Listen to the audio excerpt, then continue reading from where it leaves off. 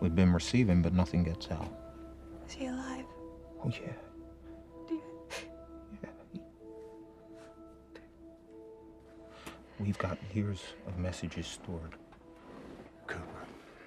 Messages span 23 years. Play it from the beginning. We live in a world today where there are several 100 million people starving to death.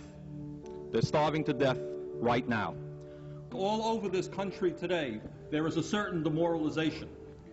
And the demoralization is that some people believe that what goes on in the White House and what goes on in the Congress reflects the will of the American people. And by assembling here today as the Rainbow Coalition and its other groups from 46 states in America, what we are saying very loud and clear is that Ronald Reagan and his billionaire friends do not represent America, but we do. In some of the largest cities in America, 50% of the kids are not graduating high school.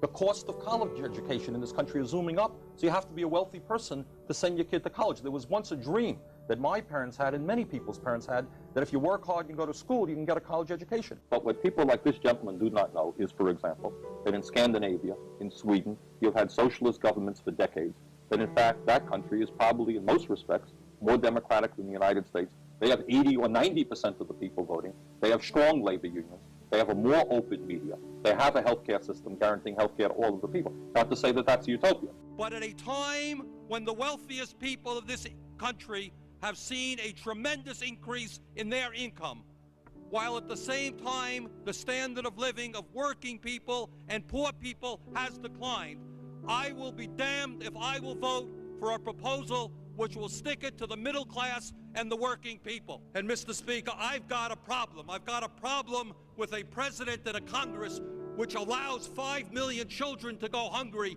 2 million people to sleep out on the streets, cities to become breeding grounds for drugs and violence.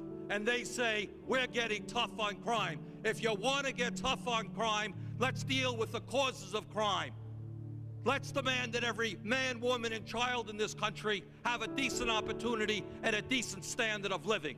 Let's not keep putting poor people into jail and disproportionately punishing blacks. While our children go hungry and sleep out on the streets, lack adequate health care or educational opportunity, the wealthiest people in this country have grown far richer while their tax burden has declined. We have an approach to campaign financing which, to a very large degree, allows wealthy people and major corporations to buy and sell politicians.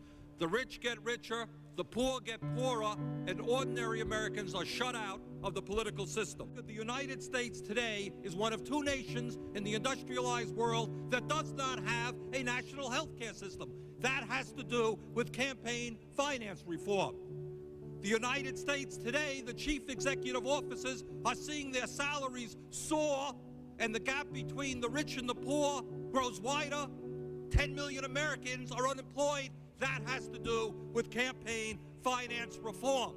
The system, by and large, is owned and controlled by big money interests, and the President of the United States and much of the Congress does the work of protecting the big corporations and the wealthy people who control the economic and political life of this nation. This country, this great country, this democracy, is evolving into an oligarchy.